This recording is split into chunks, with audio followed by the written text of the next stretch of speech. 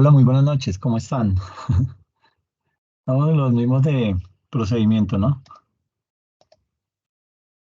Bueno, hoy Sí, señor. vamos, gracias. Hoy vamos a hablar de un tema que he denominado planeación tributaria desde el origen contable en la organización. Y es básicamente mirar cómo desde el momento mismo en el que se crea una política contable, yo la puedo hacer pensando o puedo crear una política contable teniendo en cuenta la planeación tributaria de mi organización. Y usted dirá, pero ¿cómo va a hacer eso? O sea, ¿cómo voy a poder crear una política contable y de una vez ir haciendo planeación tributaria con eso? Pues básicamente eso es lo que vamos a ver hoy. ¿Cómo lo vamos a ver? Pues, que esto quedó más compartido.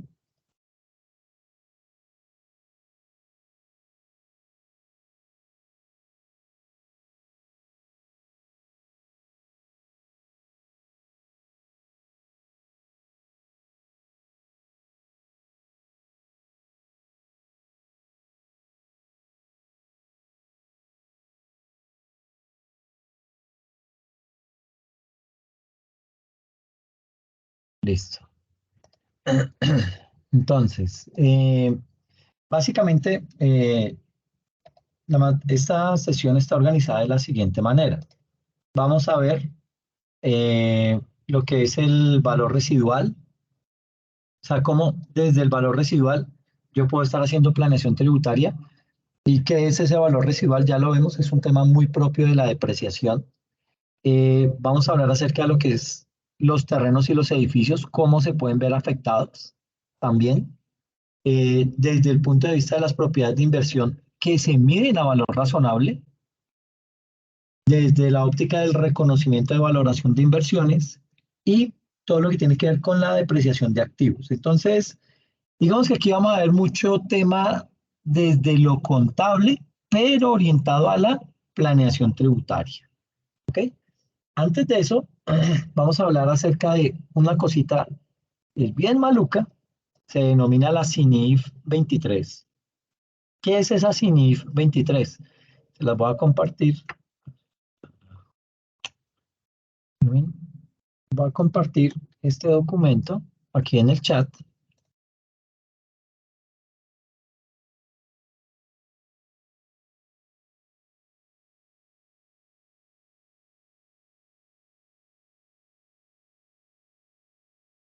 Ahí pues son 12 paginitas y viene con ejemplos, entonces pues vale la pena que lo puedan examinar. Básicamente ahí lo que se dice es cuál es el alcance de esa planeación tributaria. Ay, Carlos, viejo, tú estás eximido en planeación tributaria. Gracias, profe. ¿Aceptas? No va a haber examen. Sí, sí, claro, jefe. Profe, acepto. Ah, bueno, listo, perfecto. ¿No? Listo, listo. Entonces ya mismo te coloco la nota. Profe, ¿dónde Perfecto. está colocando la nota? No, en un Excel. Ah, ya, ya, ya. No es en la misma, No, en el mismo portal donde dice calificaciones, no. no, todavía no. Eso hasta el domingo. Ya. Ok, bueno. Entonces, como les decía, acá en el tema de la CINIF 23, este es el documento que les acabo de compartir. Eh, Básicamente, esa CINIF tiene una cuestión que resulta ser un poco incómoda desde varios puntos de vista. Eh, digamos que esa CINIF empezó a implementarse en Colombia desde el 1 de enero de 2020. Y en el documento que les compartí dice que desde el 1 de enero de 2019. ¿Qué pasa? Que el IASB emite normas, pero primero los países tienen que recibir esa norma, ver si aplica, si no aplica, si le favorece, si lo perjudica, en fin. Dependiendo de ese análisis, dice, ok, la podemos aplicar, pero a partir de tal fecha. ¿Ok? El documento que ustedes tienen dice que a partir del 1 de enero de 2019, pero realmente en Colombia empezó a aplicar desde el 1 de enero de 2020, ¿ok? Y esto aplica para entidades del grupo 1, pero ya lo hicieron para el grupo 1, muy posiblemente dentro de poco lo extiendan al grupo 2. ¿Qué es lo que trata esta norma? Pues básicamente esta CINIC 23 habla acerca de las incertidumbres en los tratamientos de los impuestos sobre las ganancias, es decir, sobre declaración de renta. Y en este aspecto, digamos que esa CINIC 23 nos indica que todas las entidades, en este caso pertenecen al grupo 1, deben realizarse una auditoría tributaria, una autoauditoría, ¿sí? Es decir, como si la DIAN se la estuviera realizando. Entonces, digamos que este tipo de autoauditoría, el propósito es revelar todo lo que se denomina como unas posiciones fiscales inciertas. ¿A qué hace referencia esas posiciones fiscales inciertas? Digamos que, y esto nos pasa a muchos contadores en diferentes empresas, puede que haya algo por ahí en lo que usted dice, miércoles, yo no sé esto cómo manejarlo, pero tengo que sacar el estado financiero, tengo que presentar informes a la superintendencia, tengo que presentar no sé qué data al otro lado, tengo que hacer la liquidación del impuesto. Entonces, no le queda tiempo y usted se acostumbra a vivir con esa incertidumbre. Cada que está haciendo una liquidación dice, yo no sé si esto de verdad se está liquidando bien o se está liquidando mal. Pero eso no le pasa solamente a usted o a mí, le pasa a todos los contadores en todas las empresas a nivel mundial. ¿Ok? Entonces, digamos que partiendo de eso, y que como estas entidades no son bobas, dicen, miren, como las manejan contadores, pues los contadores dicen, no, mire, uno en las entidades tiene incertidumbres, ¿ok?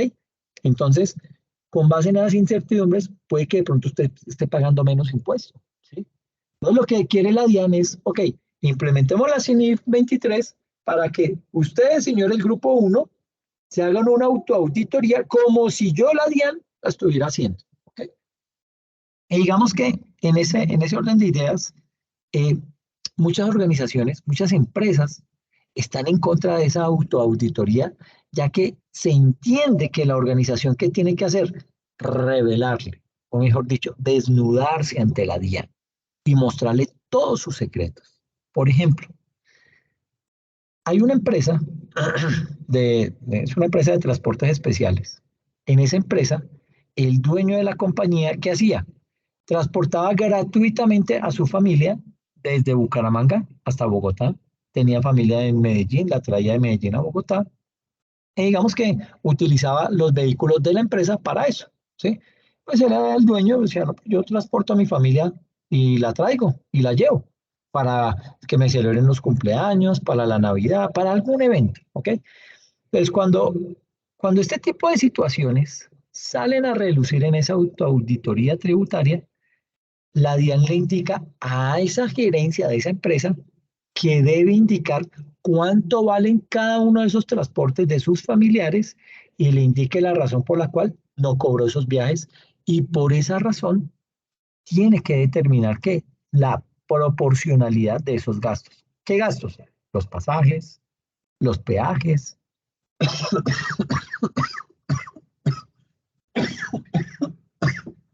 ay, perdón, los peajes, la gasolina, las llantas, etcétera, etcétera. Todos esos gastos.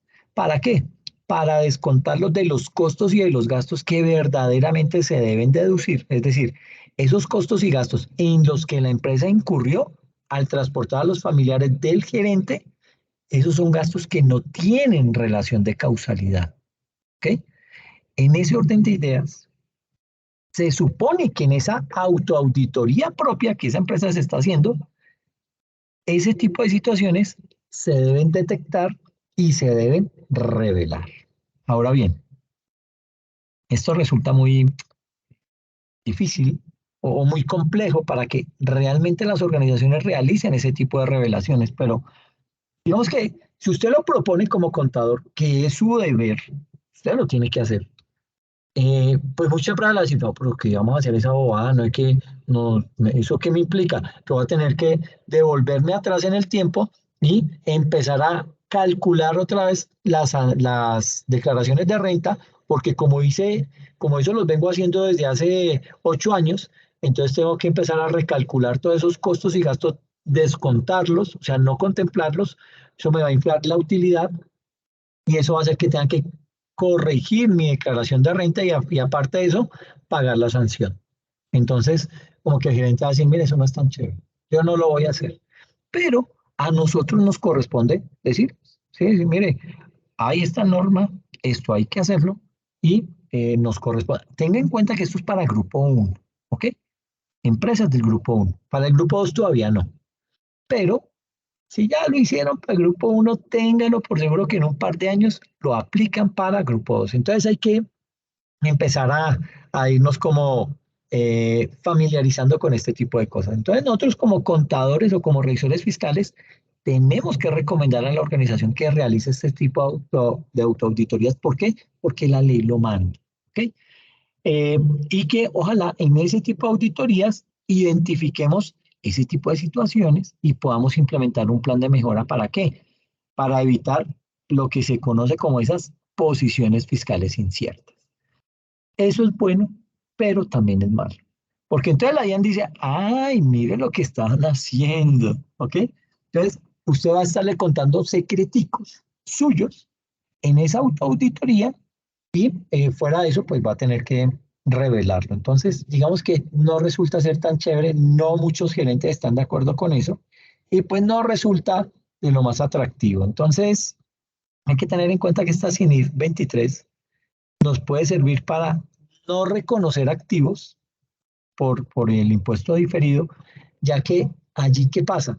Se van a generar unas incertidumbres respecto a la probabilidad de poder realmente compensar esas pérdidas a futuro.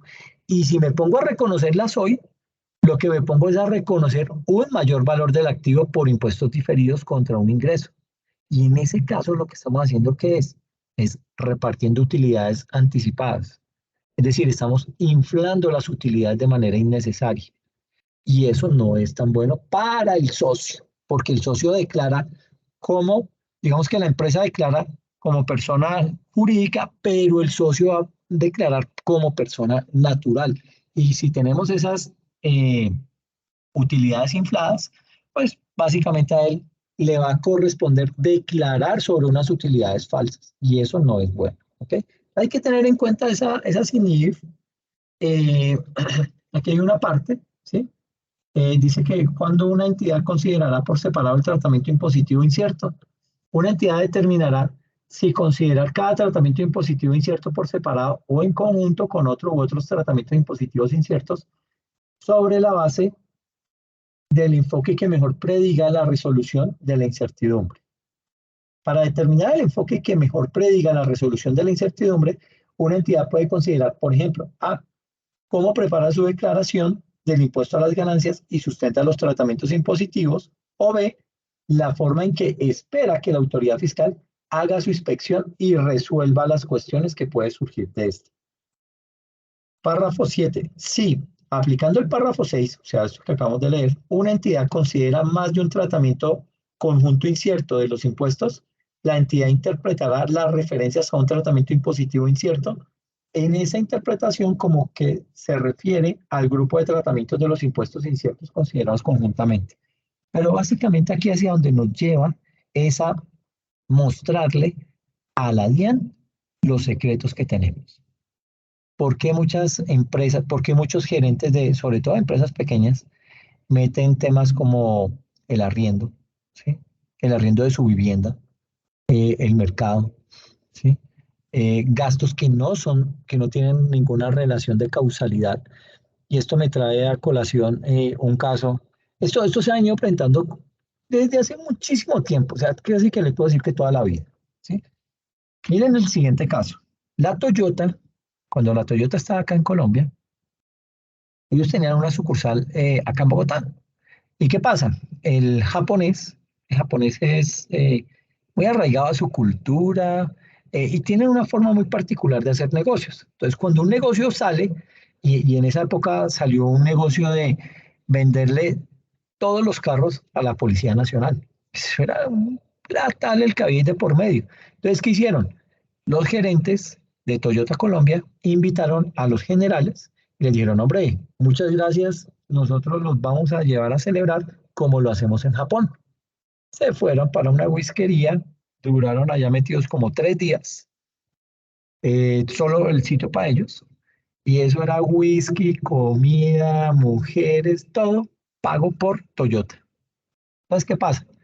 Que Toyota tenía la costumbre de coger esas facturitas que le emitían este tipo de establecimiento y lo metía como gastos de representación y obviamente con eso lo que hacía era disminuir la utilidad y pagar menos impuestos. Cuando la DIAN se dio cuenta de todo este tipo de casos, ¿qué hizo?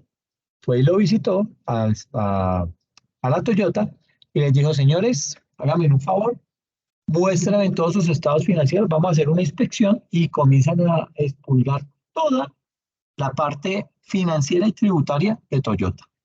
¿Qué encontraron? Cualquier cantidad de gastos que no tienen relación de causalidad. Entre esos los de la celebración. Así las cosas, ¿qué pasó? Que le pusieron tremenda sanción a la Toyota por ese tipo de casos. ¿Qué pasó? Que llamaron de Toyota en Japón directamente a respaldar a sus jefes, a sus gerentes, y decirle, oiga, no, es que eso es normal acá en Japón. Nosotros aquí hacemos eso y aquí eso nos lo valen, nos lo deducen de impuestos. Yo, pues sí, pues muy chévere, pero es que ustedes no están en Japón y no están en Colombia y en Colombia eso no es válido. Entonces ustedes tienen que pagar eso.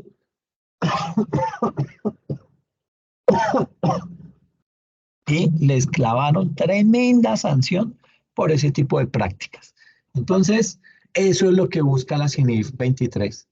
Que ese tipo de cositas que de pronto usted sabe que están mal hechas, que no se deberían contemplar, es que la revele y que le diga a la DIAN, oiga, sí estamos haciendo eso, entonces, por favor, vamos a empezar a revelar esas posiciones inciertas que tenemos para ver cómo las resolvemos y de esta manera poder seguir funcionando de aquí en adelante. Entonces, pues, digamos que eso no es de lo más chévere ni de lo más llamativo, pero es lo que está pasando hoy en día. ¿Okay? Entonces, como para que lo tengan presente, ahí les compartí el documento para que le puedan echar una leidita, ¿ok? Siguiendo entonces con nuestro tema, aquí hablando acerca de lo que es el artículo 779 que habla de la inspección tributaria en el estatuto tributario, nos dice que la administración podrá ordenar la práctica de inspección tributaria para verificar la exactitud de las declaraciones, para establecer la existencia de hechos gravables declarados o no y para verificar el cumplimiento de las obligaciones formales. Recuerde que hay obligaciones formales y obligaciones sustanciales. Las obligaciones formales llevan a la obligación sustancial. ¿Cuál es la obligación sustancial? El pago de la obligación, el pago que yo hago de mi impuesto. La obligación formal es el formulario que utilizo, el RUT, todo ese tipo de cosas que necesito para poder deducir cuánto es lo que debo pagar de mi impuesto. Entonces, para eso también aplica la inspección tributaria. Se entiende por inspección tributaria un medio de prueba en virtud del cual se realiza la constatación directa de los hechos que interesan a un proceso adelantado por la DIAN para verificar su existencia, características y demás circunstancias de tiempo, modo y lugar en la cual pueden decretarse todos los medios de prueba autorizados por la legislación tributaria y otros ordenamientos legales, previo a la observancia de las ritualidades que les sean propias.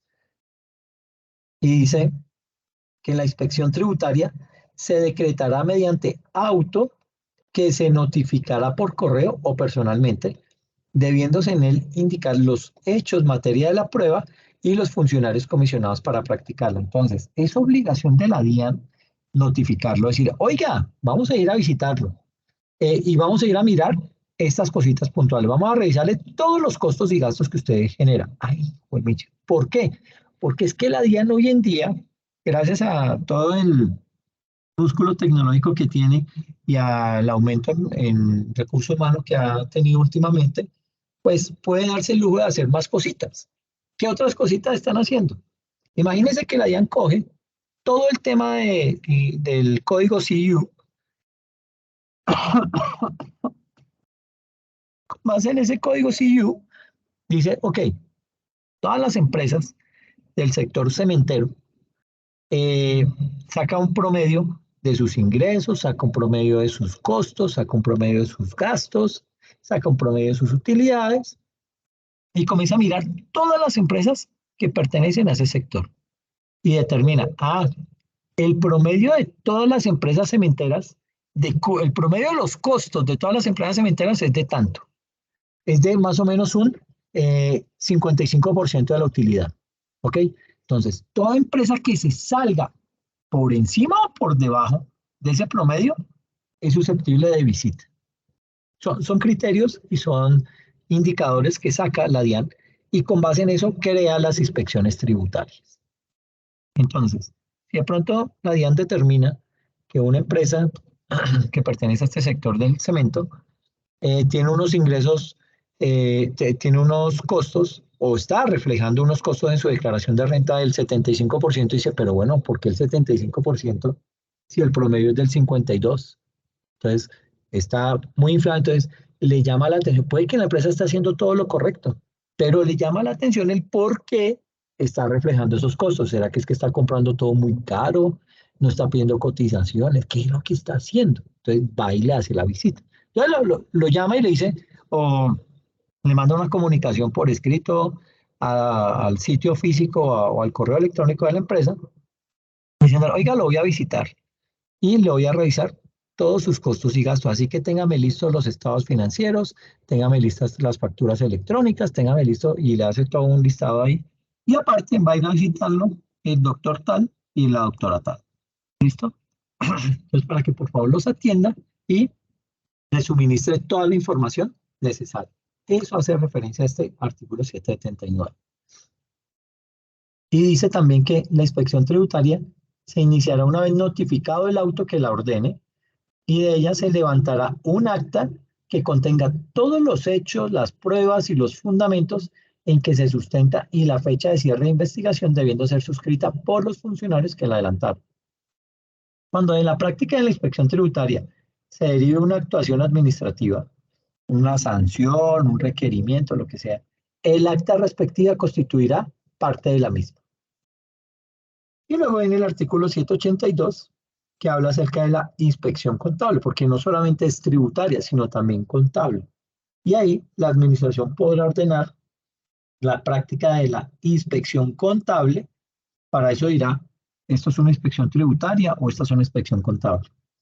Y esa inspección se puede realizar al contribuyente como a terceros legalmente obligados a llevar contabilidad para verificar la exactitud de las declaraciones, para establecer la existencia de hechos grabados o no, y para verificar el cumplimiento de las obligaciones formales. De la diligencia de inspección contable se extenderá un acta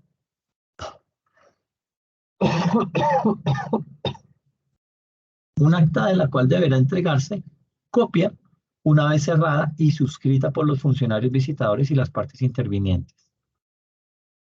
Cuando alguna de las partes intervinientes se niegue a firmarla, una omisión no afectará el valor probatorio de la diligencia. En todo caso, se dejará constancia en el acta. Es decir, casi usted ponga muy bravo y decida no firmar el acta, pues no importa, porque ya pues la inspección tributaria están los soportes, está la constancia de que fue y se hizo la visita, solo que usted no está de acuerdo y pues eso es válido, ¿ok? Y se considera que los datos consignados en esa acta están fielmente tomados de los libros, salvo que el contribuyente o responsable demuestre su inconformidad. Cuando a esa práctica de la inspección contable se deriva una actuación administrativa en contra del contribuyente responsable, agente retenedor o declarante o de un tercero, el acta respectiva deberá formar parte de dicha actuación. Entonces, discúlpenme la tos, por favor.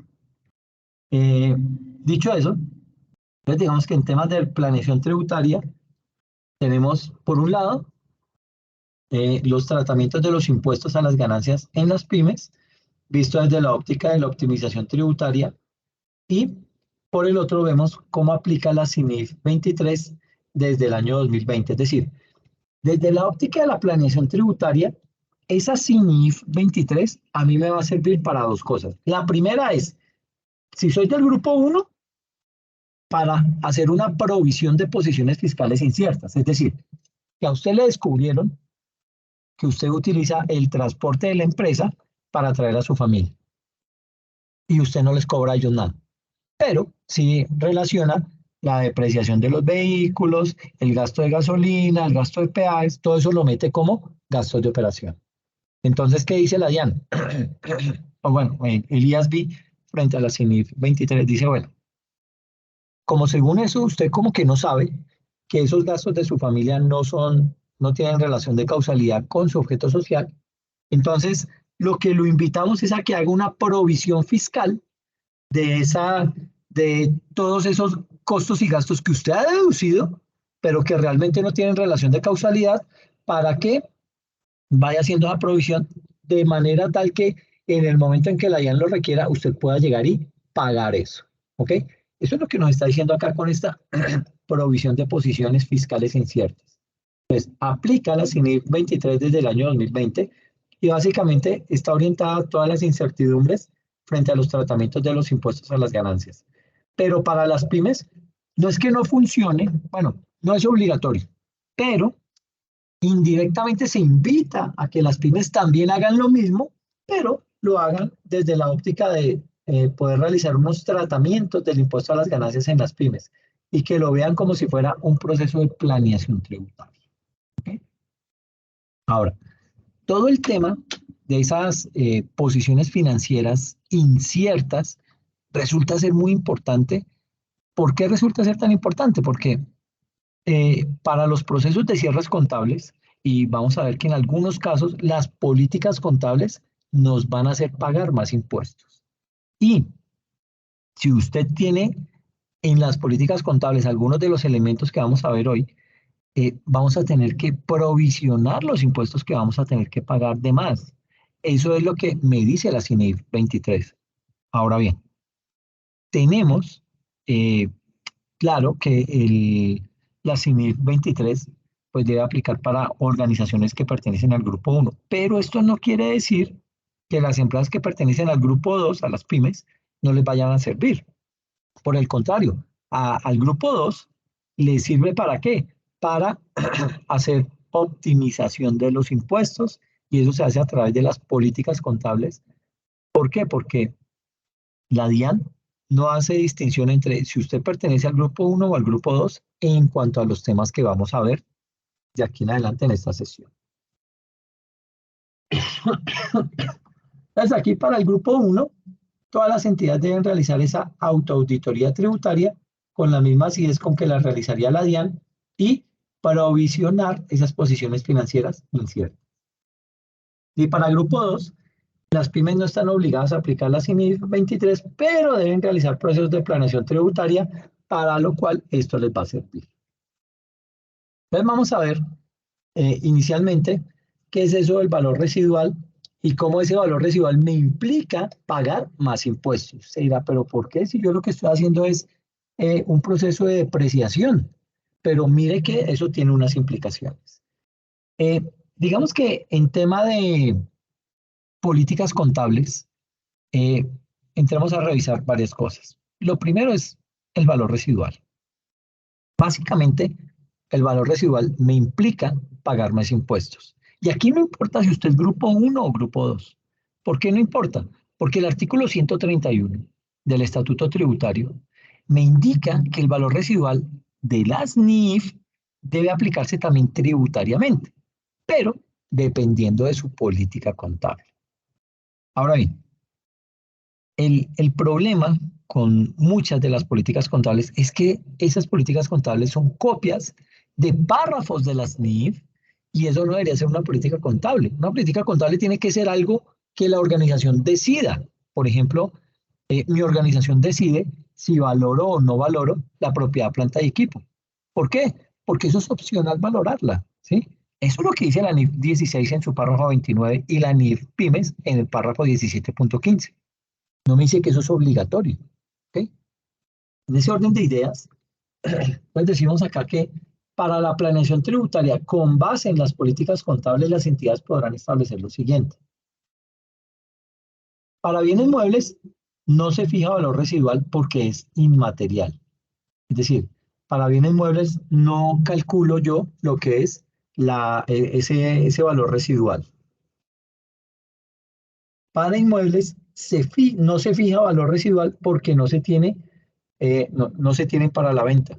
El valor residual es un valor que usted calcula porque va a vender ese bien en ese monto. Ya se lo explico con más detalle.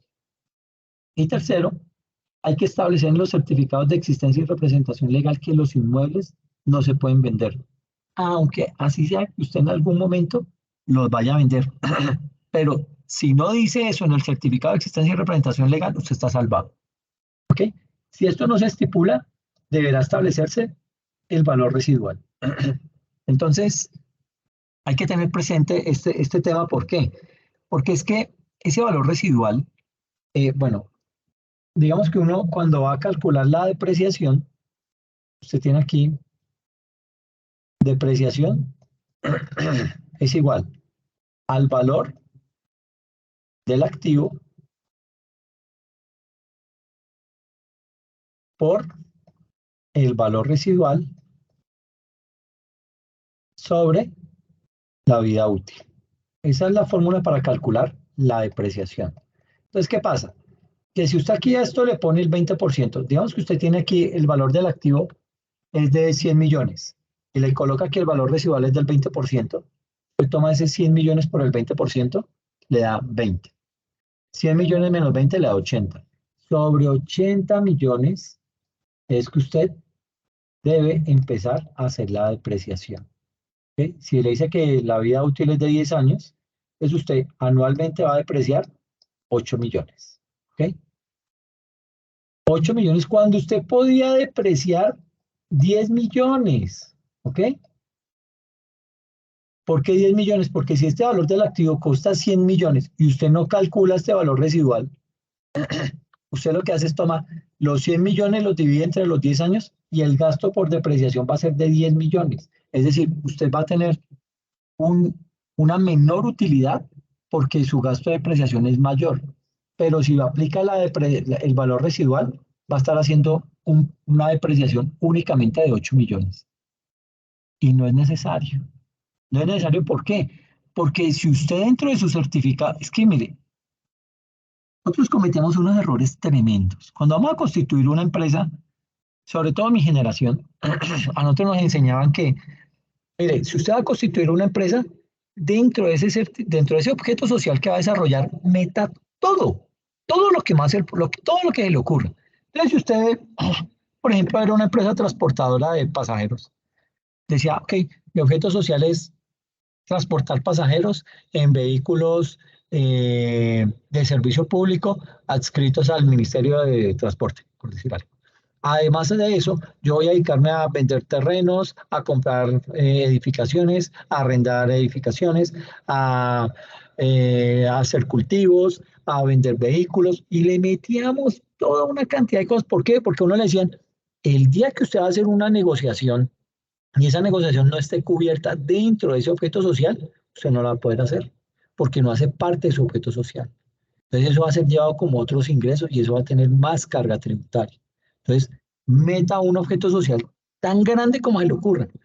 Y eso tiene hoy en día sus consecuencias. Entonces, si yo dentro de mi certificado de existencia y representación legal digo que voy a vender terrenos y edificios y bodegas y apartamentos y todo eso, pues me va a decir, ah, pero señor, ¿cómo así que usted no me va a aplicar valor residual?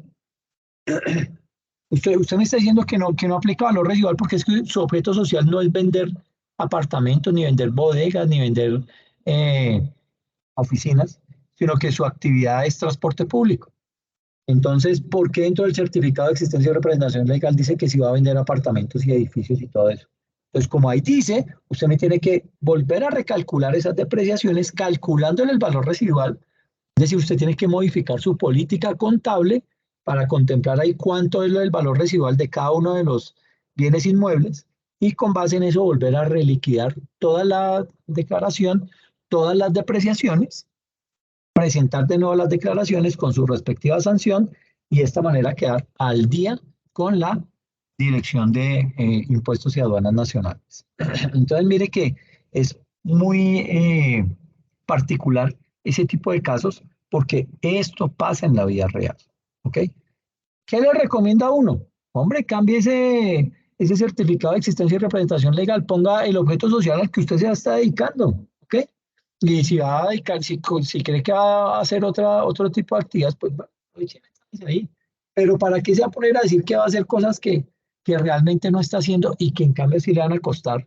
Porque aquí va a tener que declarar un menor valor de depreciación, es decir, un menor gasto que el que había declarado y aparte se va a tener que presentar una sanción. Entonces, no es negocio hacer eso de esa manera, ¿ok? Eh, digamos que volviendo al tema del valor residual, eh, sucede que muchas políticas contables simplemente hablan del valor residual, ¿sí? Como que no lo tienen claro, como que dicen, eso salió por ahí en la NIF, entonces pues contemplémoslo. Y por ahí le dicen al contador, venga, ¿y cuánto valor residual le ponemos a la propiedad, planta y equipo del contabilidad? Póngale ahí un 20%, ¿sí? Pero así, a ojo, es decir, sin ninguna prueba, sin ninguna, sin ningún soporte que diga, mire, ese 20% salió de esto, su explicación es esta, nada, era ahí, póngale 20, póngale 30, ¿sí? Entonces, como que no tenían claro la dimensión y eso se está viendo hoy en día. Entonces, eh, digamos que en muchas políticas contables simplemente hablan del valor residual. Dicen que en la organización habrá un valor residual y no dicen exactamente por qué. ¿Sí? Porque es que hay valor residual, ¿sí? Cuando las mismas NIF dicen que en lo posible no le coloque el valor residual, por ejemplo, a los bienes muebles. Y veamos un ejemplo. Nos dice, se compra un vehículo en 50 millones de pesos. Según las políticas contables, el valor residual corresponde al 20%, ¿sí? Ese cálculo aparece sin la realización de ningún estudio serio. Así las cosas, la base contable y fiscal para depreciar sería los 50 millones menos el 20%, esto me da 10 millones, sobre 10 años de vida útil que tiene ese vehículo. Es decir, el valor de mi depreciación anual es de 4 millones de pesos. En lugar de poder deducir los 5 millones a que tendría derecho de gastos que tienen relación de causalidad. En este tipo de casos, el valor residual me está afectando el descuento de un mayor valor en mis gastos. Por ende, voy a tener una mayor utilidad y voy a tener que pagar mayores impuestos. Entonces, ¿queda claro esto del valor residual? Sí, señor. Perfecto. Señor. Veamos otro ejemplo simplemente como para redondear el tema. Se compra un inmueble el 15 de septiembre de 2020 por 4.500 millones y una revisión tributaria dice que su depreciación fiscal debe ser nula, pues el valor residual es el mismo costo. ¿Okay? Entonces nos dice aquí que depreciación es igual al costo menos el valor residual sobre la vida útil, es decir, 4.500 millones menos ese valor residual, porque me dice aquí que su depreciación fiscal debe ser nula, porque el valor residual es el mismo costo. Entonces 4.500 millones menos 4.500 millones me da cero. Y todo número que vaya a ser dividido en cero, pues da cero sobre los 45 años. Usted me dirá, bueno, pero ¿por qué 45 años si debe ser 60 años? ¿No es que estamos depreciando un inmueble? Yo le digo, sí. Lo que pasa es que la DIAN en su estatuto tributario indica que la vida útil para la DIAN, la vida útil de un inmueble es de 45 años. Si usted le coloca 60 años para la DIAN no tiene ningún problema. ¿Por qué? Porque todo valor que usted divida entre 60 pues va a ser más pequeño y pues digamos que no lo afecta. Pero si usted lo pone menor de los 45 años, digamos que usted le pone 40 años, la DIAN va a decir, bueno, espera un momentico, ¿por qué me está poniendo 40 años? Si es que con 40 años usted está haciendo una depreciación mayor, por ende me está pagando menos impuestos. Cuando yo le estoy diciendo que la vida útil de un bien inmueble es de 45 años, por lo menos tome esos 45 años, pero no me puede tomar menos de ahí. Entonces hay que tener cuidado, esto está creo que en el artículo 137 del Estatuto Tributario, en donde indica ese monto de depreciación. ¿Okay? En este caso puntual que estamos viendo aquí en el ejemplo 2, esto corresponde a un caso de la vida real en donde el auditor tributario de la DIAN le argumenta a la empresa que no podía depreciar el bien inmueble del año inmediatamente anterior porque en el caso de los inmuebles y a criterio de ese auditor de la DIAN, el valor de los inmuebles es prácticamente el valor residual. Es decir, el valor residual es el mismo valor del costo y esto tiene su razón ya que el valor residual o cuota de salvamento o de rescate es el valor que me darían si yo como empresa lo fuera a vender. Entonces digamos que en principio ese argumento es válido. Uno dirá, ay, madre, pues sí, tiene toda la razón. Pero hay que entrar a hilar más fino porque si no, esos inspectores tributarios son unos tigres y se las saben todas. Puede que ellos no tengan la razón, pero de alguna manera le van a argumentar para hacerlo convencer a usted y que caiga en ese tipo de errores. Entonces, este tipo de criterios que utiliza la DIAN se vuelve algo de alcance general y debemos tener mucho cuidado, ya que en caso de ser grupo 1, la CINIF 23 me indica que debo provisionar lo que la DIAN nos va a cobrar si nosotros no aplicamos ese mismo criterio. Y para este tipo de casos, se puede implementar las siguientes estrategias de planeación tributaria con las políticas contables y consiste en señalar en las políticas contables lo siguiente. Entonces, primero, no se tiene valor residual para bienes muebles. ¿Por qué? Porque es inmaterial.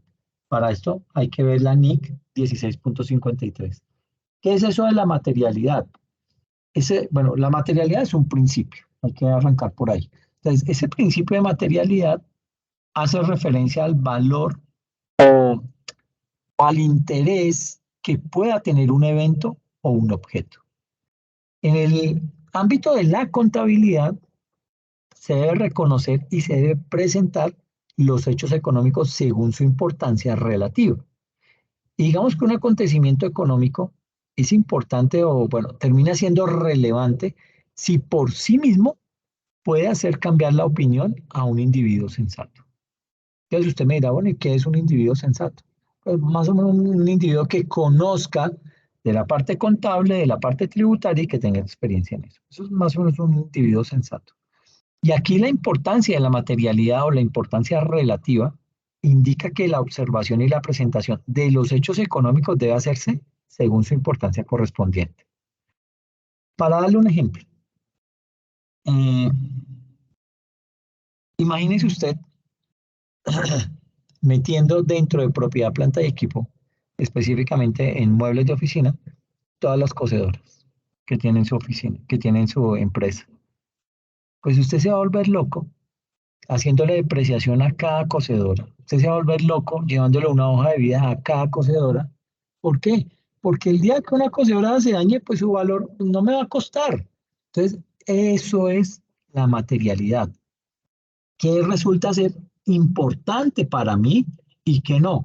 Para mí puede ser importante los televisores que tengo en la empresa, ¿sí? O puede ser importante para mí las máquinas, ¿sí? Toda máquina que sea mayor a 3 millones de pesos, para mí termina siendo importante. Todo lo que valga menos de 3 millones de pesos, no importa, yo puedo vivir con eso. Si se daña, si se pierde, no me duele. Pero las de 3 millones para arriba son más complicadas porque es que las tengo que importar, porque es que son escasas, porque sin eso se me va a la producción, etcétera, etcétera. Entonces, eso es la materialidad. ¿Qué tan importante resulta ser algo? A eso se le llama que es un bien material. Tiene esa importancia relativa. Entonces, básicamente, un hecho económico es importante o es material cuando, debido a su origen o valor, su entendimiento o desentendimiento, tomando en cuenta todos los contextos que lo rodean, puede incrementar las decisiones económicas de los consumidores de la información, de aquellos interesados en la información. Por ejemplo, cuando estamos elaborando estados financieros, la materialidad se debe fijar con relación al activo total, con relación al activo corriente, con relación al pasivo total, al pasivo corriente, con relación al capital de trabajo, con relación a los resultados del ejercicio o al patrimonio. Todo eso según corresponda. Lo que tiene importancia relativa para un elemento comercial puede no tenerla para otra, ¿sí? Todo eso depende. Entonces, esa importancia relativa de un monto o de un rubro del estado de situación financiera puede depender no solo de su cuantía, sino también de su origen. Es decir, se puede llegar a determinar que una cosa o que un objeto tiene importancia relativa si existe la posibilidad sensata de que el conocimiento que se tenga de ese activo haya de mediar en las decisiones de los individuos juiciosos que usan los estados financieros. ¿Okay? Entonces, aquí también hay otro ítem. No se tiene valor residual para inmuebles porque no se tienen para la venta. O sea, no calculo valor residual para los muebles porque es inmaterial. O sea, no termina siendo muy importante. Entonces, por esa razón, no le aplico valor residual. Pero para los bienes inmuebles, usted dirá, no, pero entonces, para los muebles no, pero para los inmuebles sí. No, pues tampoco, porque es que yo no me dedico a vender inmuebles, yo no me dedico a vender bodegas, yo no vendo apartamentos, yo no construyo eso. Yo me dedico a transporte de personas, de pasajeros. Entonces, esos bienes inmuebles, yo no los vendo porque no los tengo para la venta, ¿sí? Yo los tengo es para desarrollar mi objeto social. Pero si usted tiene en su certificado de existencia y representación legal que va a vender casas, apartamentos, bodegas, fincas, terrenos, etcétera, ahí le van a aplicar esa sanción si usted no tiene contemplado el valor residual. ¿Por qué? Porque usted dice dentro de su objeto social que se va a dedicar a eso. ¿Okay? Si no lo tiene, no hay problema. Usted puede decir, no, yo no me dedico a eso, entonces no voy a contemplar valor residual. ¿Ok? Entonces, no se tiene valor residual para inmuebles porque no los tenemos para la venta. ¿Okay? Y esto es así porque al menos vamos a entrar en una diferencia de criterio con la DIAN, o bueno, con el inspector tributario, cosa que además no es sancionable, por lo menos nos va a dar un respiro frente a ese inspector o frente a ese auditor fiscal que va a argumentar que sí debería tener valor residual ese bien inmueble, y ahí le podemos contraargumentar que es un bien que sí que es un bien que no lo tenemos para la venta, porque si estudiamos con detenimiento el valor residual, no es que se contabilice, sino que se resta del costo o de la base de depreciación de ese activo. ¿Con qué objetivo? Para poder reducir la ganancia ocasional en la venta. Ahora, si hiciéramos un ejercicio de depreciación con y sin valor residual, vamos a encontrar que si colocamos un alto valor residual, es que vamos a reducir el gasto de depreciación de manera que si llegáramos a vender ese activo, la depreciación acumulada va a llegar a ser prácticamente nula. Y esto afecta o reduce la ganancia ocasional. ¿Por qué? Porque es que esa ganancia ocasional en la venta de un activo se genera porque ese activo está totalmente o está totalmente depreciado o está muy avanzado en depreciación al momento de esa venta. Pero el inconveniente es que yo como organización quiero un inmueble para desarrollar mi objeto social y no para venderlo. Es decir, ¿para qué me van a poner como organización a adelantar la ganancia? Porque el hecho de establecer un valor residual es aumentar o adelantar o anticipar las ganancias fiscales y pagar impuestos sobre eso. Eso es básicamente el valor residual. Y en tercer lugar, se recomienda cambiar el certificado de existencia y representación legal. No decir que se pueden vender los inmuebles, aunque en la práctica se pueda hacer. ¿Por qué se hace eso? Porque los auditores tributarios toman esto para decir que sí debe tenerse entonces un valor residual. Entonces, digamos que ahí nosotros mismos nos estamos pegando un tiro en el pie haciendo ese tipo de situaciones, ¿ok?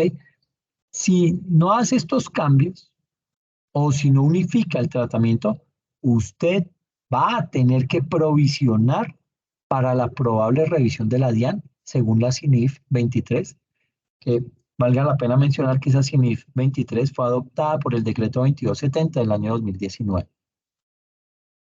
Y en ese orden de ideas, digamos que el artículo 131 aplica también a pymes, aunque para ese grupo no es necesario provisionar. Pero sí se debe tener en cuenta todo ese tema que tiene que ver con aspectos de depreciación. ¿Listo? Esto por el lado del valor residual. Ahora miremos cómo se hace la separación entre terrenos y edificios, que pues ya lo hemos hablado en algunas otras ocasiones, pero pues vale la pena tenerlo claro. Digamos que en las políticas contables tengo que especificar muy bien cómo se van a separar los terrenos y los edificios.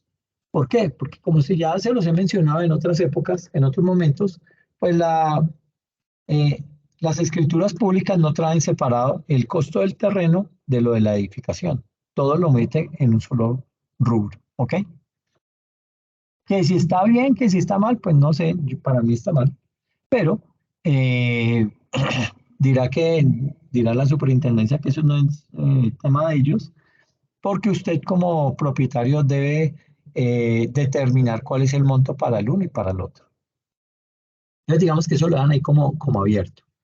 Eh, digamos que una empresa compró un activo en el año 2008 y en el estado de situación financiera de apertura no separó terrenos ni edificios. Y esto se presentó infinidad de ocasiones.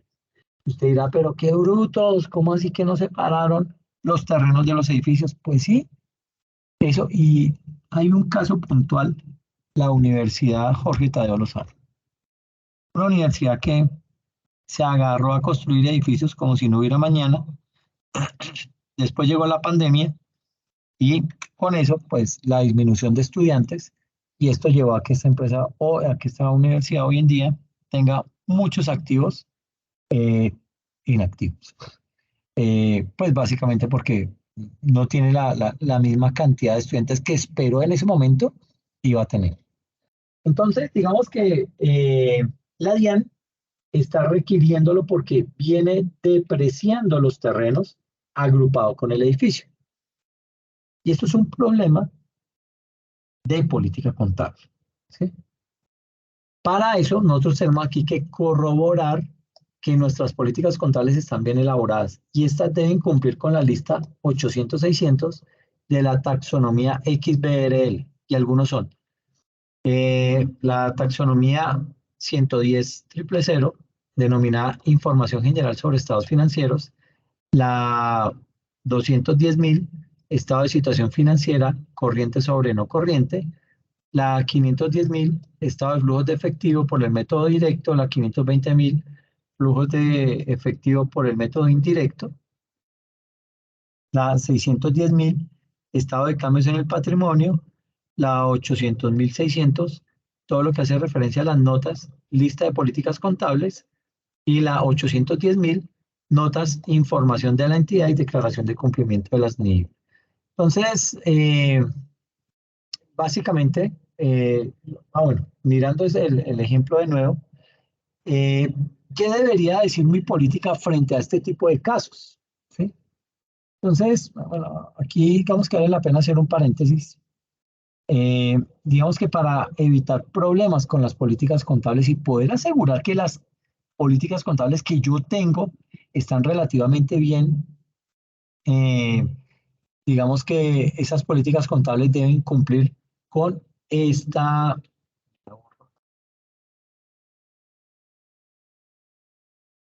esa, eh, digamos que esa política contable debe cumplir con la lista que se denomina 800-600, en donde, digamos que la lista 800, la lista 800-600 de esta taxonomía XBRL. Entonces, básicamente lo que hay que hacer ahí es tomar nuestra política contable, cotejarla contra esa lista para poder ir punteando, ir chuleando lo que ya tengo, lo que me indica esa taxonomía, ir corroborando si está bien y si no, contemplarlo para realizar la modificación de esa política contable. ¿Ok? Entonces, básicamente, digamos que aquí ¿para qué me sirve la taxonomía XBRL? Pues básicamente sucede que tenemos acá en Colombia muchas entidades de control y de vigilancia y esas entidades han empezado de manera progresiva a implementar el requerimiento de información financiera mediante el modelo unificado conocido como XBRL. XBRL es básicamente una abreviatura de Extensible Business Reporting Language. Eso es lo que significa XBRL. Ese modelo o esa taxonomía XBRL, digamos que se basa en unas taxonomías clasificadas en informes que se catalogan según los estados financieros. Digamos que al igual que las NIF plenas, las NIF para las pymes también tienen su propia taxonomía. Una taxonomía que digamos que ha sido modificada para poder atender los requerimientos de ese tipo de empresas. Y digamos que el universo de informes del estándar XBRL, que está organizado por las NIF, puede ser una herramienta que contribuya a la estructuración del proceso de implementación. Y para este caso, digamos que algunos pueden ser los que tenemos aquí mencionados. El 110.000, el 210.000, el 510.000, el 520.000, el 610.000, el 800.600 y el 810.000. ¿Ok? Si yo comparo, aquí específicamente con esta taxonomía del 800.600, si yo comparo mis políticas contables contra esa lista de esa taxonomía XBRL y estas políticas no cumplen, eso significa que mis políticas no están bien elaboradas y lo más probable es que me estén haciendo pagar más impuestos. ¿Ok? Digamos que una empresa compra un inmueble en 1.000 millones de pesos en una copropiedad comercial y su coeficiente es 5% que debería reclasificar a terrenos y solo depreciar 955 millones. Pero esto tiene que especificarse en nuestras políticas contables. Esto no es que yo lo digo al inspector tributario, sí, es que se me olvidó en la política contable, pero lo que hacemos es calcular el 5%. Cero, si eso no está escrito no vale de nada. Si eso no está inmerso dentro de la política contable, no sirve. ¿Ok? Eso hay que tenerlo presente. Digamos que otras formas de separar tanto el valor del terreno como el valor del edificio es por medio de avalúos tanto externos como internos, ¿ok? Que es, digamos que, una buena alternativa. ¿Y por qué hay que hacer eso? Porque, pues, desafortunadamente en las escrituras no viene eso separado. Entonces, le dejan ese chicharroncito a las personas naturales o jurídicas para que hagan esa separación, pero que lo hagan con base en algún tipo de avalúo, ¿ok? Eh, Ahora, hablando de estrategias de planeación tributaria, en este punto podríamos contemplar que el valor del edificio se incrementa con las mejoras que se le realicen a ese edificio. Entonces, por ejemplo, aquí decíamos, mire, se compra un inmueble por 1.000 millones de pesos en una copropiedad comercial y su coeficiente es del 5% que deberá reclasificarse a terrenos. Es decir, de esos 1.000 millones, el 5% equivale a mi terreno y el resto equivale al valor del edificio. Es sobre ese valor sobre el cual yo debo realizar la depreciación, pero yo debo justificar por qué ese terreno vale 5% del valor. Entonces, ¿con base en qué lo calculé? ¿Cómo lo determiné? Entonces, pues debe haber todo un protocolo, una metodología al interior de la empresa que indique cómo se hizo este procedimiento. Y eso yo lo anexo a la política contable. ¿Para qué? Para que el día que haya tener una visita o una inspección tributaria, pues tener cómo defenderme frente a eso. ¿Ok? Ahora, hay una afirmación que indica que se pagan más impuestos si la vida útil NIF es más larga que la fiscal. Recuerden que les había dicho que para el estatuto tributario la vida útil de un edificio es de 45 años, pero la vida útil de ese mismo terreno o ese mismo bien inmueble es de 60 años en la parte contable. Entonces aquí lo que estamos diciendo es, mire hombre, si usted le mete más vida útil a sus activos, va a tener que pagar más impuestos. Así de simple es. ¿Por qué estamos diciendo eso? Digamos que este tipo de situaciones se da porque básicamente no se habla la vida fiscal con las NIF. Básicamente, ese es el problema. Y para colmo de males, si la vida útil NIF es más larga que la vida útil fiscal, voy a terminar pagando más impuestos y con la entrada en vigencia de la CINIF 23 voy a tener que empezar a provisionar el pago de ese impuesto si no empiezo a unificar la vida útil. Veamos un ejemplo. Nos dice, la compañía adquiere una máquina cuyo costo asciende a 1.000 millones de pesos y se deprecia a 10 años fiscalmente, generando un gasto de 100 millones por año.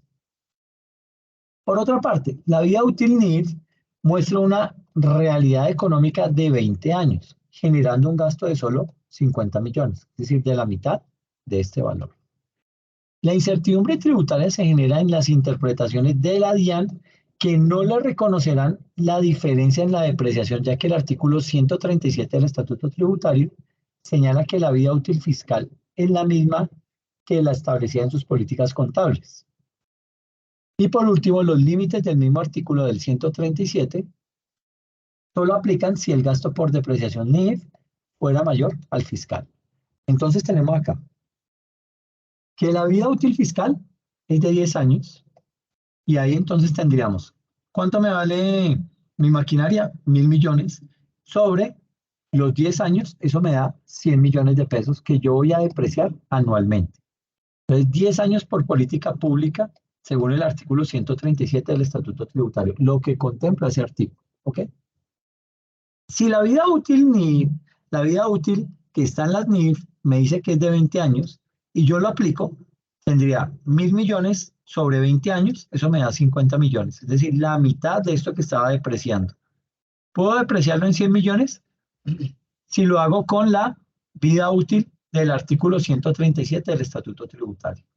Pero si lo hago con la vida útil de las NIF, me dice, sí. Entonces, mire, esa maquinaria se deprecia en 20 años. Entonces, yo tengo que disminuir el valor que me va a arrojar esa depreciación, va a ser menor a lo que me está indicando el Estatuto Tributario. Esto lo estoy haciendo básicamente por política contable. ¿Cuál es la diferencia? Pues 50 millones. 50 millones que yo estoy dejando de deducir de mi utilidad y por ende estoy pagando más impuestos porque tengo una utilidad mucho más alta. Esa es la gran diferencia. Por eso es que ese tema de la vida útil, entre más larga, me hace pagar más impuestos. Y también, por otro lado, estamos haciendo que los socios pagan más impuestos. ¿Por qué? Tenemos esta tablita en donde tenemos el concepto, el valor NIF, el valor fiscal y cuál es su diferencia. Tenemos unos ingresos supuestos de 500 millones, ¿sí? ¿Por qué? Porque estamos dejando de depreciar en 50 millones por los 10 años que se depreciaría fiscalmente, ¿ok? Eso me da 500, ¿ok? Entonces, si lo hago con esa vista, tendría unos ingresos supuestos en NIF de 500 y fiscalmente de 500. Entonces, no hay ninguna diferencia. Tengo unos gastos por depreciación de 50 millones acá y aquí en lo fiscal de 100 millones. Es decir, tengo una diferencia ya de menos 50 millones. El total es 450 millones desde lo contable y 400 millones desde lo fiscal. Tengo una diferencia de 50 millones positiva. Y frente a esto yo voy a pagar renta. Esta es mi utilidad. Digamos que el 32%, aunque la tarifa ahorita ya está del 35%. Si fuera el 32% de 450 me da 128 millones. ¿Sí? Y acá, si yo tuviera esa depreciación, aquí me quedó mal, no sería de 128 sino 400, el 32% de 400. Espérenme, lo calculamos acá.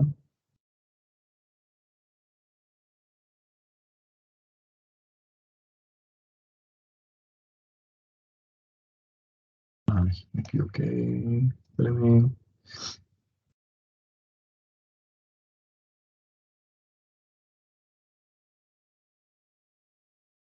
Entonces, me dice que tenemos 400 millones por el 32%. Me da 128 millones, es lo mismo. Entonces, básicamente aquí estoy teniendo el mismo impuesto, teniendo digamos que un valor menor desde lo fiscal, un valor que difiere de lo contable y lo fiscal. Y la utilidad antes de impuestos aquí vendría siendo de 322 millones, mientras que en lo fiscal vendría siendo de 272 millones, es decir, tendría una diferencia de 50 millones. Diferencia que, pues digamos que me va a sumar y va a hacer que yo pague más impuestos simplemente porque no pude deducir esos 50 millones de más. ¿Por qué? Porque tengo este tipo de situaciones, tengo una vida útil más larga desde lo tributario que desde lo contable. ¿Por qué? Porque en lo contable me está diciendo que lo deprecie a 10 años cuando lo tributario me está diciendo, usted lo puede depreciar a 20. Entonces, pues digamos que ahí vamos a tener ese tipo de diferencias. ¿Ok? Profe, Dime. el impuesto de la renta de la SNIF de 450 son 144, profe. ¿Acá? Sí, señor. Ok. 450. 44. Ok. 144 es el O impuesto de sea, la no renta. 128, sino 144. Sí, señor. Ay, perfecto. Muchas gracias. Aquí sí lo puedo corregir. Espérame. Ay, perdón. Espérame. Y la utilidad serían 306. Ok. Entonces aquí nos dice que estos 50 millones que tengo acá son grabados en cabeza del socio, pero cuando él va a hacer su declaración como persona natural, ¿ok? Y lo hace con la tarifa del numeral 2 del artículo 242 y deben ir a la subcédula 2 de la cédula de dividendos según el numeral 2 del artículo 343 del Estatuto Tributario Nacional. Entonces, aquí sería, me olvidó, 450 por punto 32, lo hice mal. No, sí, 450 millones por el 32%, me da 144 millones, sí, lo que tú decías, 144, y entonces aquí la resta da, Quedarían 306. ok, perfecto, 306, perfecto, y aquí este sí da 272, sí. Entonces, sí, Sí, está básicamente, bien. digamos que aquí el inconveniente radica es en que debido a esta situación, yo le estoy trasladando el problema al socio, ¿sí? Y esto es lo que no podemos hacer. ¿Por qué?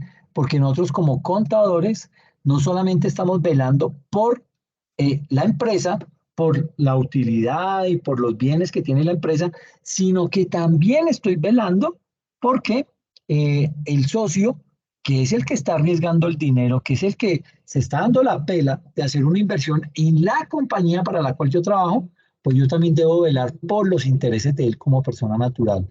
No es que porque quiero ver que la empresa tenga mucha mejor utilidad, entonces voy a afectar al inversionista o al socio como persona natural, porque aquí lo que estoy haciendo es mostrándole que esa diferencia lo afecta es a él, no a mí como empresa, a él como socio cuando vaya a hacer su declaración de renta como persona natural. Entonces, frente a eso hay que tener mucha precaución porque esto es muy común que se presente en las empresas.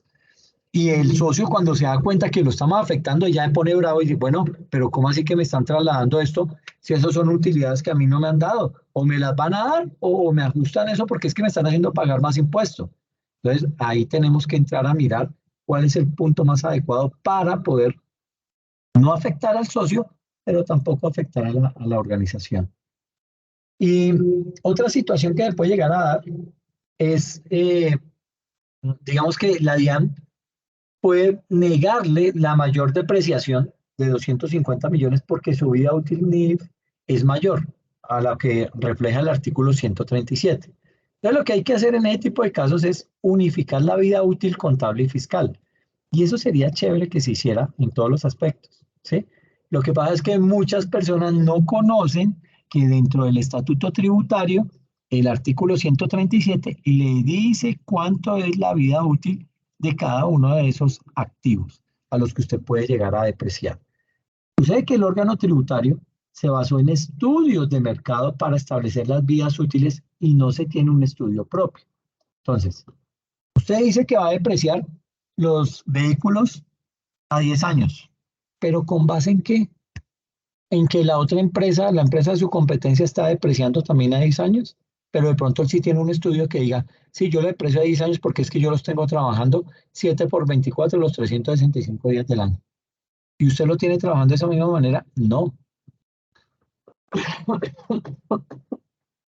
Entonces, por eso es que no aplican ese tipo de estudios o ese tipo de políticas si yo no tengo un estudio sobre el cual me base para poder justificar ese tipo de criterios o ese tipo de porcentajes, ese tipo de vidas útil que tengo y con base en eso pues yo voy a tener que hacer un esfuerzo para poder mostrar todo ese tipo de estudios que realmente justifiquen el por qué estoy aplicando esos montos.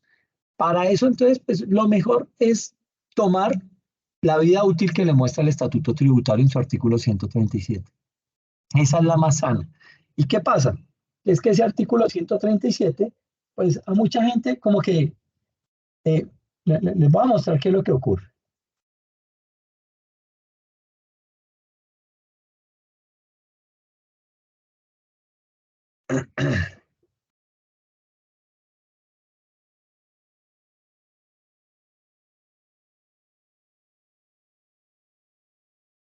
Veremos esto.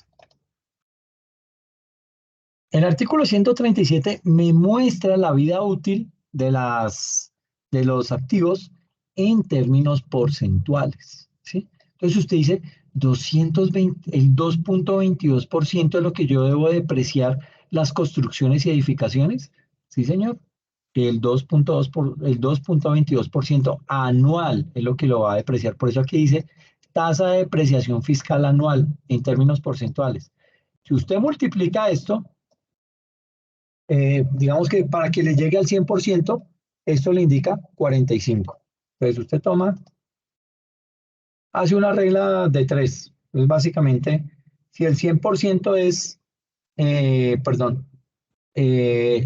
el 2.22, si el 2.22 equivale a un año, el 100% ¿a cuánto equivale? Entonces sería, si el 2.22% es igual a un año, el 100% ¿a cuánto es? Entonces, básicamente lo que hace uno es toma 100 por 1 dividido 2.22. Ay, perdón. 100 por 1 me da 100 dividido 2.22 me da 45.045. Esto es años, 45 años. ¿Ok? ¿Cómo lo hice? Toma, perdón, toma los siguientes datos, como si fuera una regla de 3. Si el 2.22% es lo que yo deprecio un año, entonces el 100% ¿a cuánto equivale? Entonces tomo 100 por 1 me da 100 y lo divido entre 2.22%. Eso me da 45. ¿Ok? Eso es esa es la operación que tengo que hacer para poder determinar esto a cuánto equivale. El acueducto, plantas y redes me dice que lo deprecie en un 2.50% anual. Entonces la misma operación, 2.50. Hago aquí 2. Si 2.50 es un año, entonces ¿a cuánto me equivale esto? 100 por 1 me da 100. Dividido 2.50, eso es igual a 40 años. ¿Ok? Y así sucesivamente con todas las tarifas que le muestra ahí el estatuto tributario. Si aquí le dice que armamento y equipo de vigilancia al 10%, pues ahí lo está dividiendo en 10 años. ¿Ok? Equipo médico y científico, 12.50. Envases, empaques y herramientas al 20%. Equipo de cómputo al 20%. Aquí también, digamos que usted puede justificar muchas cosas. Digamos que aquí el equipo de cómputo se está depreciando a 5 años. Hoy en día, con la cantidad de tecnología que sale, si yo tengo un equipo de cómputo a 5 años, lo estoy depreciando a 5 años, pues básicamente la tecnología cambia tanto que fácilmente un equipo de cómputo se me está depreciando en 3 años. Yo ya a los 3 años tengo la obligación de cambiarlo, ¿sí? Porque hay equipos mucho más poderosos, hay tecnologías mucho más versátiles que esa que yo tengo y esto me está haciendo retrasar. Entonces yo puedo decir, ok, como mis equipos de cómputo están prendidos 7 por 24 los 365 días del año, Yo digo que yo no voy a depreciar eso a 5 años, sino a 3 años. ¿Por qué lo va a hacer? Porque lo va a hacer menos, a menor tiempo que lo que hace la DIAN, porque ahí usted puede incurrir en una sanción, ¿sí? Que la DIAN está diciendo, pero ¿cómo? ¿Usted de dónde me va a depreciar un equipo de cómputo a menor tiempo? Si yo le estoy diciendo que lo mínimo en lo que lo puede depreciar es a un 20%, es decir, en 5 años. Usted le justifica, ah, sí, señor, mire, es que yo tengo los equipos prendidos, 7 por 24, por 365 días al año. Tengo una concurrencia de usuarios por segundo, 5.000 usuarios. Entonces mis equipos están full todo el tiempo, trabaje, trabaje, trabaje. Tengo transacciones operacionales a nivel mundial. El grueso de mis transacciones provienen de Estados Unidos en un 50%, el 10% provienen de Latinoamérica, el 8% provienen de Europa, el 19% provienen de Asia. Entonces, cuando usted tiene todo un estudio totalmente detallado y especificado y en donde le justifica a ese inspector tributario que usted sus equipos de cómputo no los va a depreciar al 20%, sino que los va a depreciar al 33%, entonces usted lo justifica y dice, mire, yo estoy haciendo renovación de mi planta, de mi planta computacional. ¿Por qué? Porque yo dependo de eso. Yo necesito tener, imagino un Rappi que no tenga una buena infraestructura tecnológica, pues se satura. Imagina en época de pandemia todo el mundo pidiendo domicilios y ellos con un equipo de cómputo viejo y que no les funciona muy bien, pues se cae y cuando a usted no le funciona un servicio, pues usted desiste de él. Entonces, eso también digamos que es una justificación en donde yo digo, no, yo necesito estar con tecnología de punta, porque si no, yo voy a prestar un mal servicio y no me conviene eso. Entonces, yo lo deprecio a 3 años únicamente. Entonces, aquí se sube del 20 al 33%, pero es plenamente justificable. Usted hizo todo un estudio y usted tiene, el proveedor le dice, mire, si usted va a tener ese equipo prendido 7 por 24, 365 días del año, ese equipo le va a molestar en 3 años. Entonces, un soporte más que tiene. ¿Ok? Entonces, así se hace la justificación de esa diferencia de tasas de depreciación frente a lo que nos dice la DIAN. ¿Ok? Pero lo más recomendable es que se ajuste a esto. ¿Ok? Eso sería lo más recomendable. Pero vuelvo y digo, hay sus excepciones. ¿Ok? Si usted deprecia a mayor tiempo, digamos que si usted depreciara no a 45 años, como está diciendo aquí las construcciones y edificaciones, a 45 años, sino que lo deprecia a 60 años. Si lo hace 60 años, aquí esto le va a dar mucho mejor, ¿sí? Le va a dar una tasa de depreciación anual del 1 punto algo. Entonces, es menor que lo que está depreciando la DIAN. Entonces, no hay problema. Pero cuando es mayor, ahí sí ya la DIAN dice, hey, te calmas, ¿me explicas por qué estás haciendo eso? Entonces, uno tiene que entrar y justificar. ¿Ok? No es que, ay, es que fue que el contador me dijo y yo lo hice así. ¿Y dónde está el contador? Ah, no, él ya no está, él se fue. Ah, no, de malas. Entonces, eso le puede acarrear una sanción. Si no tiene usted cómo justificarlo, se le va a ir hondo ese problema. Entonces, es mejor tener todo claro.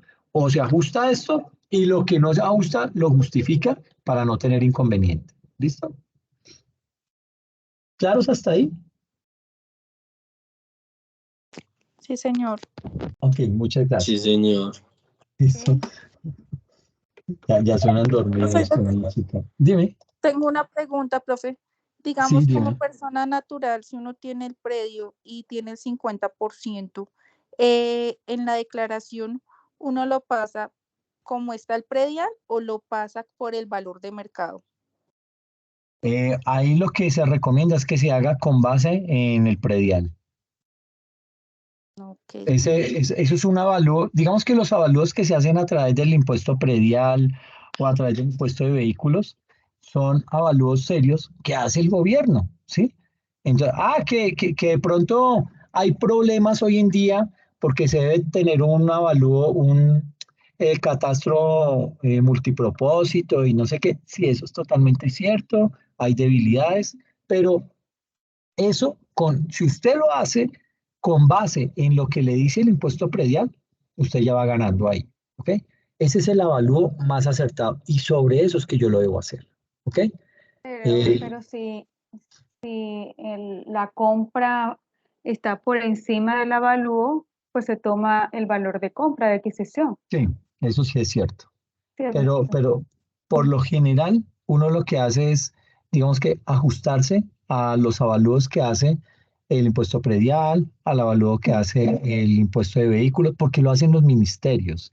Y los ministerios pagan una serie de estudios muy técnicos con los cuales llegan a esas conclusiones o a esos valores, y ese es el valor real que uno debería, digamos que tomar para hacer ese tipo de cálculos. Pero lo que dice María Alejandra, pues también es cierto. eh, Puede que por alguna razón a ustedes le salió más caro ese terreno, porque es que por ahí va a pasar una vía y todavía no lo ha contemplado el ministerio, no sé cuál ministerio será el que haga eso, el de vías. No ha contemplado esa novedad. Pues bueno, pues digamos que usted pagó la inocentada, pero usted tiene cómo soportar que pagó ese terreno, que lo compró en ese monto, y con base en eso pues va a empezar a realizar la depreciación. Pero por lo general se acude al predial, se acude al impuesto de vehículo, a los avalúos que aparecen ahí reflejados. Eso sí. Sí, pero para el registro también del patrimonio bruto, porque es que por decir algo, mi apartamento lo compré en 320, pero el avalúo catastral está en 180, entonces, ajá, ahí hay una diferencia Grande. entre valor de adquisición y el predial, el avalúo catastral. Exacto. Que ahí es donde entra la ganancia ocasional, ¿no? Cuando uno lo vende, digamos que si fuera el caso contrario, tú estás vendiendo un apartamento en 320 millones, pero pagaste impuestos sobre 180, la diferencia entre eso es lo que se lleva a ganancia ocasional y sobre eso es lo que hay que pagar. Sí, sí, sí, sí. Así es. Listo, entonces Bueno, hay que aquí, buscar cuál es la mejor forma para el contribuyente. sí, es cierto y pues digamos que lo más sano es, bueno, hoy hubo una charla muy interesante en Actualícese, en donde se denominaba la contabilidad financiera y no tributaria. Y hablan precisamente de todas esas diferencias y el por qué la contabilidad no se habla con la parte tributaria cuando deberían hablarse, ¿sí? Porque yo de la parte contable es que pago mis impuestos. Entonces se la recomiendo mucho para que porfa acá, aquí la voy a tener. Sí, profe, porque yo digo, digamos, el 50% que tengo que declarar, ese era lo que yo decía, lo aplico sobre el predial, pues porque yo lo compré hace mucho tiempo, ¿sí? Y pues salió más, pues económico al valor que está ahorita en el predial. Entonces yo decía, porque si lo aplico por el valor que yo lo compré en ese entonces, pues es mucho menor, pero no acarrea ninguna sanción. O sea, es que era ahí donde entraba la duda. No, porque tú tienes como soporte el predial y en el predial aparece el precio. Ok. Entonces, eso es más que suficiente y vuelvo y te digo, eso resulta de estudios técnicos que realiza el mismo, el gobierno. Entonces, digamos que frente a eso no habría inconveniente. Ahora, Ok. este es el video. Este tipo así sale por todo el mundo.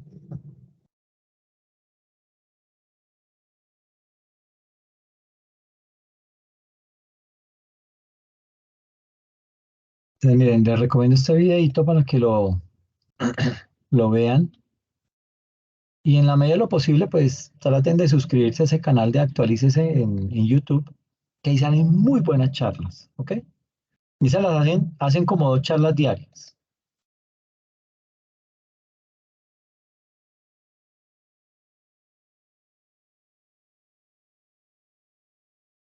Listo, ahí se los envié al chat para que lo puedan ver, ¿ok? Vale, profe, gracias. No, ustedes. Gracias, profe. No, ustedes. Gracias, Entonces, profe. hombre, oh, fresco. Eh, Bueno, entonces, digamos que aquí falta todavía mucho. Yo tengo un video grabado de todo esto, entonces se lo voy a compartir. Y aquí vienen temas muy interesantes, en donde se habla acerca de tener propiedades de inversión a valor razonable implica que el socio pague más impuestos. Y aquí explico desde lo contable y lo tributario por qué pasa eso, ¿ok? Pues para que lo puedan ver por medio de un ejemplo, cómo se contabiliza, qué es lo que pasa. Y aquí hay grandes inconvenientes, yo siempre les he dicho, hay malas prácticas, ¿no? Y no sé por qué se hace eso. Muchas empresas eh, llevan dos contabilidades. En una contabilidad llevan los activos valorados a valor razonable y en otro al valor real, ¿ok? Cuando eso se puede hacer todo en la misma contabilidad. Entonces yo aquí básicamente les explico eso, les indico por qué este 97 lo tengo en rojo y cómo podemos llevar todo en un mismo libro. Esto no hay necesidad de llevar 2, 3, 4 libros de contabilidad. Primero, eso es ilegal. Eso muestra que algo mal se está haciendo en la empresa, algo oculto.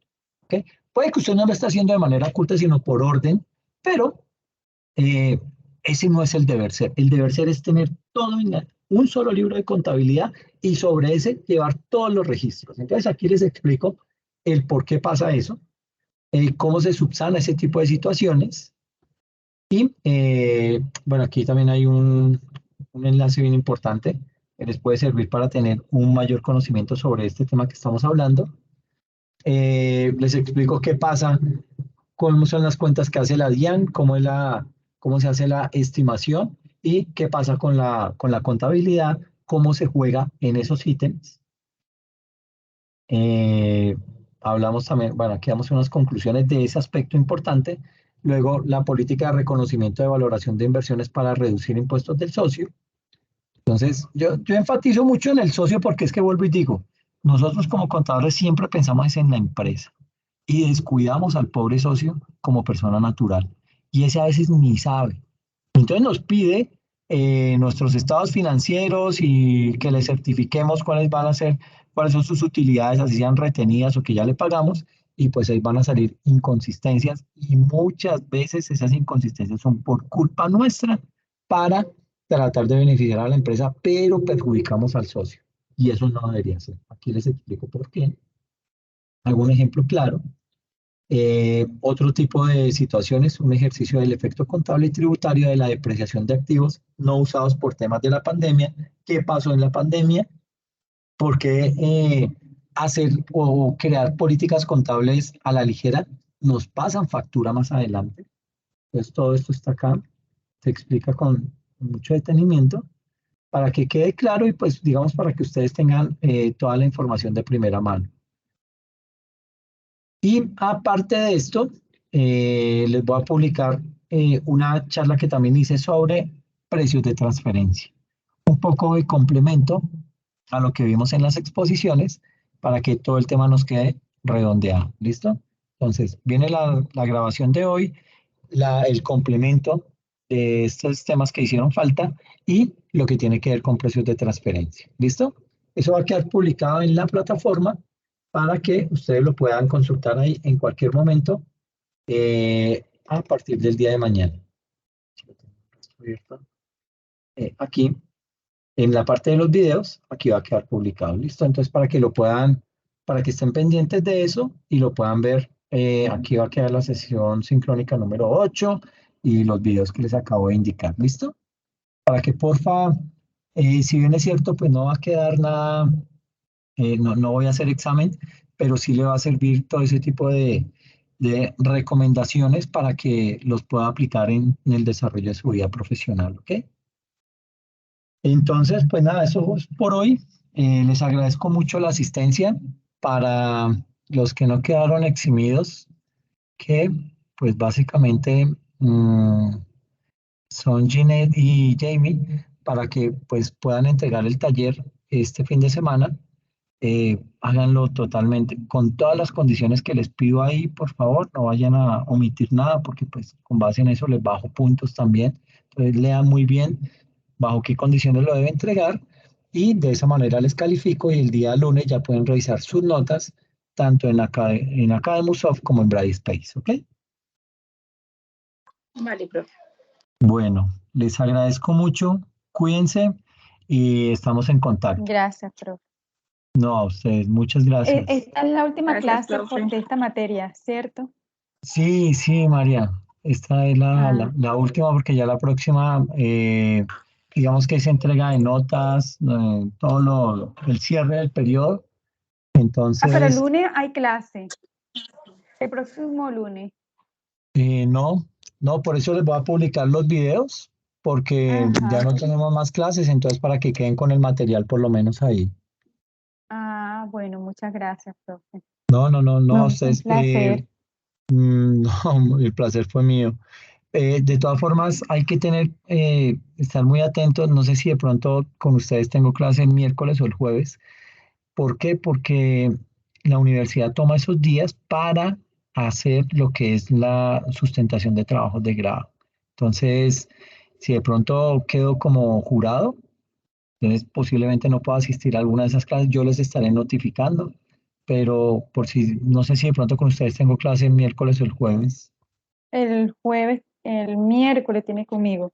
En Miércoles. NIF, introducción a las NIF. Ah, ok, sí. ¿Este día no Pues, es? ¿cómo? ¿Es ese día que tiene el evento? Bueno, por lo general son los jueves. Mm, Entonces creo que el miércoles no hay problema, pero si de pronto corren algo, yo les aviso vía correo electrónico. Pero siempre lo han hecho los bueno. jueves. Bueno, muchas gracias, profe.